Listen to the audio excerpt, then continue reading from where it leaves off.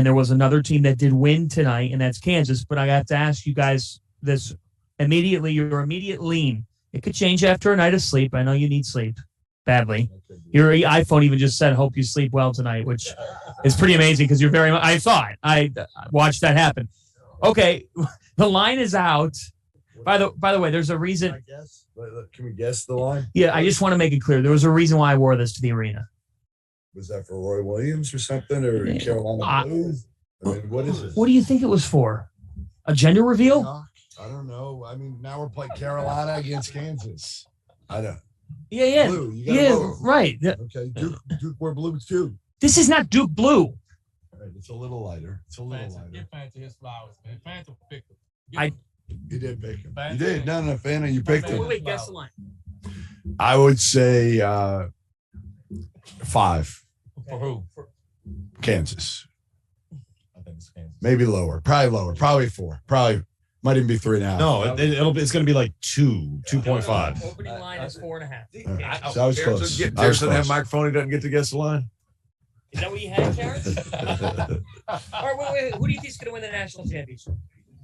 You know what? I don't even know anymore. I mean, honestly, we all thought it's going to be North Carolina. Who are we kidding? It's North Carolina. They are the team of destiny. I have not picked one right here since about the Elite Eight. I'm going Kansas. Listen, they're playing so well right now. You know it'll be great. It'll be a phenomenal moment in the sport of college basketball. If Bill Self wins, cuts down the nets, and goes up on that stage, and Mark Emmert, the president of the NCAA, has to give him his national title award while he is facing, 5 level. My guess is it won't be Emmert who goes up there. You don't think so? He's ducking the smoke? I think Emmert's already on the beach. Are you saying Mark Emmert's going to duck the smoke? I think he already left. It's the worst nightmare. He So, left that's the right. first game. He pretty much. He's like, I'm out of here. I can't deal with this. These Bills on the Right. Bill gets We took care of Carolina and their academic scandal. How did you get when you said No, when I asked him about the K, yeah, he was not happy. He forgot the meeting that I had with him. Right. It was like 15 years ago. Like, dude, you met with him once. You haven't called him in years to discuss a sport. Like, come on, you're terrible at your job. You should be fired. Everybody knows that. Anyway, we won't talk about Mark Emmert on this show. But listen, to me, Kansas, I was super impressed because the one thing that we all were keyed in on with them was Remy Martin, right? Remy Martin's got to play well. He's got to play well for them to win. He didn't do jack shit. But you know who did? David McCormick. He was terrific. He was a beast. He was an absolute – and if you get David McCormick going early, he is a different player and they're a different team. And then Ochai, man, was he filthy, right? Filthy. Like, you're watching him, RC, and you're both you and T.O., and you're like, listen, you guys can shoot it. The ball didn't hit anything but the bottom of the net in those first 4 threes. What was he, 6 of 7 from 3 on the game. McCormick and Archer were with 9 of 10 first half. They were 9 of 10 from the field and both had for combined 30 points. I mean, You don't need Remy Martin. Yeah, I mean, McCormick was 10 of 12. They had no answer for him all night, and had he not gotten 2 fouls early, that game would have been a blowout. No question. If If he doesn't pick his second foul up, they go from up 16 or 18. They might have been up 25 at half. It was over at half had he did that.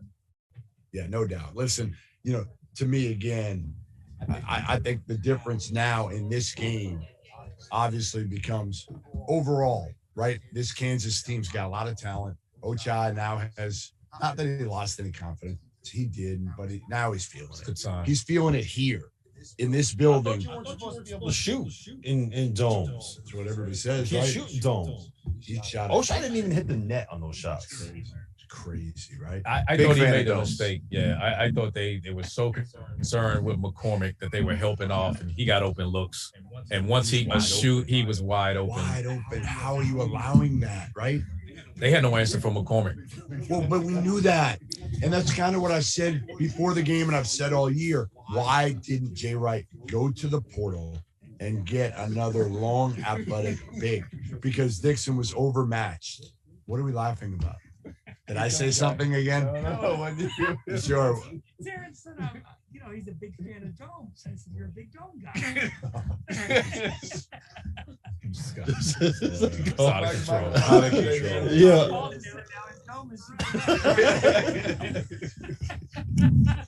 Oh man. Jeez Louise. Hey, Christian Brown, am I right?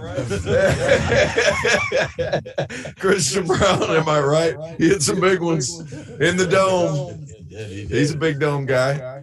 He talked more shit than you should. Oh man, he talks shit to people in the stands, to everybody on the sideline, anybody who was playing against, anybody who would listen. He was talking more shit.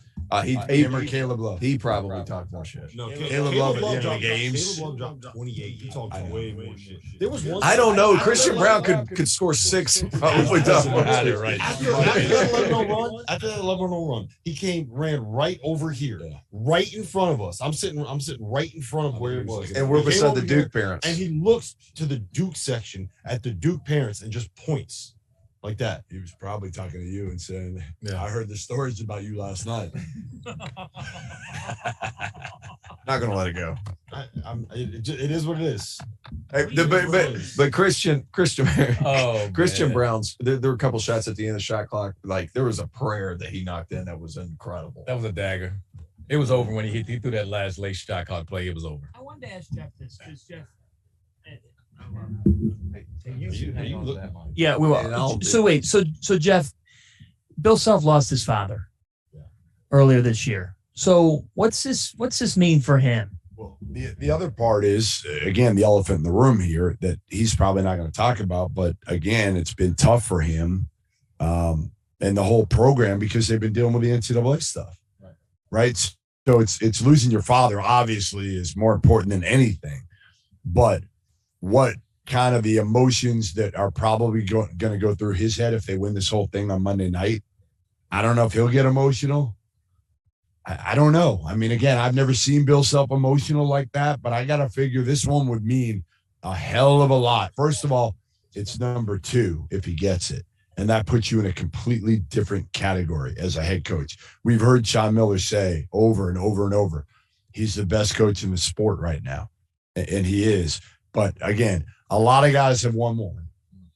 Not many have won multiple national titles. That puts you in a different category. I don't think he would get emotional. I think he would walk up to Mark Emmert and accept the trophy and just go, hey, how you like that one, big boy? And then just take it from him and then walk off with his team. I really think that's what would happen.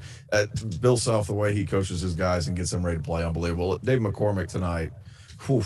And I know Bill Self went through a lot. I lost my father, 2.5 years ago. It's hard. And he had him a lot longer than I did. I'm a little jealous. But at the same time, like, it puts a lot of things in perspective. And for him to make this run after something like that is so significant. What has clicked for Kansas? And did you think 4 weeks ago that they'd be in a national championship game? Well, first of all, what clicked tonight was their pace. Like their pace playing against a shorthanded Villanova team was terrific.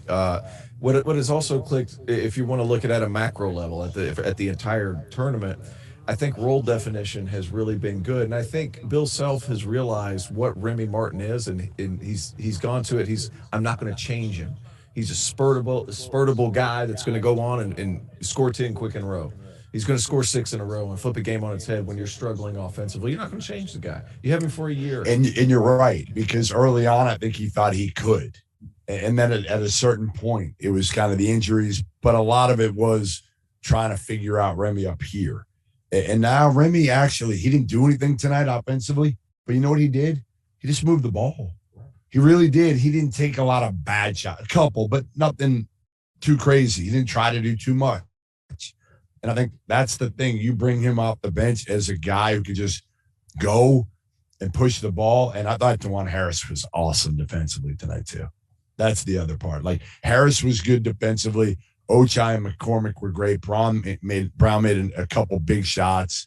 I like Kansas in this championship game. But again, if Caleb Love is Caleb Love again, second half tonight, man, I don't know. RC, I want to get your reaction to this. We got a tweet from a Carolina fan, and I think it's interesting. They asked, can you guys talk about how Roy had this exact lineup plus Brooks, Kessler, and Sharp, and they got bounced, and he says Hubert shortening the rotation has been huge for this team. Your thoughts? I don't know if he's shortening because I don't know if how a lot of those guys didn't play early anyway. Dawson shortened it for him. Yeah, I mean, Dawson leaving was just kind of, but the philosophical difference in years past was Roy had the two big guys. They always played with the dominant bigs, and then they just spread it to four. And then people early on, it just, because you're accustomed to Carolina's best offense was throw it up and go get it. They were the number one offensive rebounding team in the country for years under Roy. That was a stickler. Now Hubert takes over. He spread you out.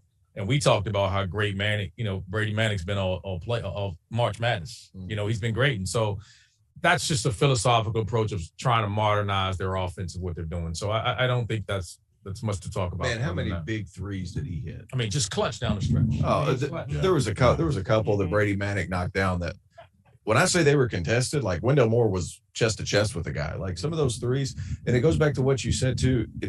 This season, and to answer that question, John, like this season coming in, we were like, well, they're taking away their offensive rebounding because they're going to try to space the floor. Well, what's happened is Caleb Love now has more room to operate. RJ Davis has more room to operate. Yes. Brady Manek benefits from playing with those guys, and you see why. And so even though it's the same lineup, to RC's point, it's the same lineup, but the philosophy is different. We're going to attack first, pitch out, as opposed to we're just going to ram it down their throats and get a bunch of twos. That's been the biggest difference this year. So, initially I had Kansas winning, getting to the final game. Then when I thought they were going to play Duke, I'm like, you know what? I don't like the matchup. Now I kind of like it again because, again, I feel like they're not going to be overpowered physically at the guard spots. I was just worried about them matching up against Duke guards. Now I'm really not. And to me, the big matchup again is going to be McCormick.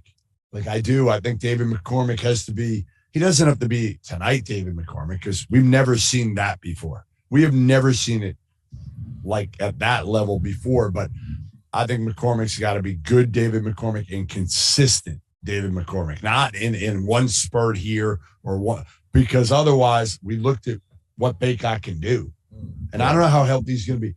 I asked him when he was walking out after the game, I said, how you feeling? And after he said to me, how do you like that, Jeff? He said, pretty good.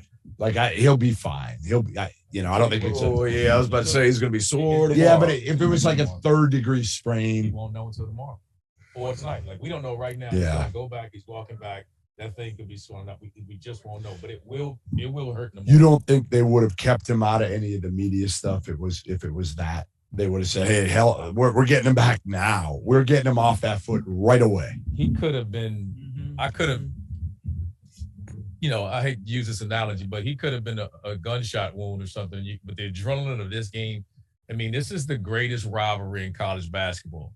It is. I don't care what schools you can talk about. This one here, and we saw it at the Final Four. I mean, it lived up to everything you thought it could be. What a win for college basketball. I mean, his Achilles and is again gonna be with terrible tomorrow. It's going to hurt so bad when he wakes up and has to just take the first step in the morning. You remember those ankle sprains? I do it every day. Oh, The first step out of bed every day reminds me why I retired. Listen, the atmosphere here again. We mentioned this off the top, but Carolina Duke, full, completely full. In New Orleans, a city that embraces this, and to me, you had something that we haven't had in life. Our sport has been affected more than any other sport of the last 2 years. The tournament was gone 2 years ago. Last year, it was a shell of itself.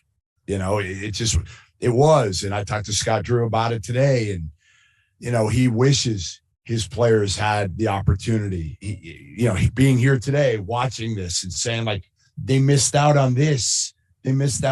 So I think, again, it couldn't have been a better night for college basketball. Even though K lost, he handled himself with class. He did.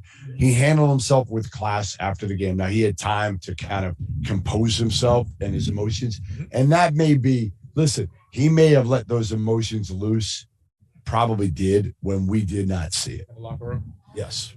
I don't know about how you guys felt about this, but the noise for the Carolina and Duke game was 4 times louder than the Villanova Kansas Oh game. my God! Like it was deafening, sitting no matter where you sat. Loudest I've ever heard a building in general. I thought that was like a significant difference when you hear about all the fans. It was unreal hitting around the noise when that game came. In a big arena like this, where sometimes it's hard, right? You want the smaller venues sometimes, because, like in Cameron. Yeah, Cameron's great. Fog Allen's great. This was awesome tonight. There was no fake noise in here, and it was that loud. And there's some places in our conference that have fake noise. There you go. No, Clemson. Clemson. Boston Conte Forum. Oh boy, it's Boston College. It's pretty quiet in both of those places. They can't fool people at Conte Forum. We are in what was it? 71,000. 71.5. This building holds 71,500 people. Right, it is enormous. You don't really understand how big these domes are until you sit at the bottom and you just kind of look at how massive it is. Right, it's huge, and it felt like we were in one of these like little small, like the Kennel at Gonzaga or at Fog Allen Fieldhouse, where it's just you pack everybody in there, as many people as possible, and it just is. It felt like Cameron. Right. Yes. It felt like that kind of environment. And the craziest part about it is it was a neutral site venue. Like this was not something where you have everybody rooting for the same team. Carolina, though. I thought it was clearly more Carolina fans. I think they were louder. They travel well. They travel well. And there's more. I feel like they were here because it was something that nobody expected, right? The Duke fans are here to see Coach K's last ride. Carolina fans are here to end Coach K's last ride and win a national. Like I just feel like I just think the fan base is stronger. I do. I think Duke is more spread out, but I think the Carolina fan base is that kind of it's stronger, right? You guys would know better than me. I hate them all, so let's be clear. There's no love lost. I'm sick to my stomach right now. I had to sit in here and whatnot. It was a great game. Pivot. But I got to be clear. People are like, who do you want to win? I don't care who won. I'm sometimes. You just want Kansas to listen, one of my former teammates, wife, is married to a Tar Heel, and called me and said, hey, she made a reference to the game. And I'm like, you know what it's like for me? It's like, how do you want to die? Lethal injection, or you know what I mean? It's like, how do you want to die? On an electric chair, like which one? I had to sit here but no, it was fun to watch. It was a great game, but hell, I mean, wow.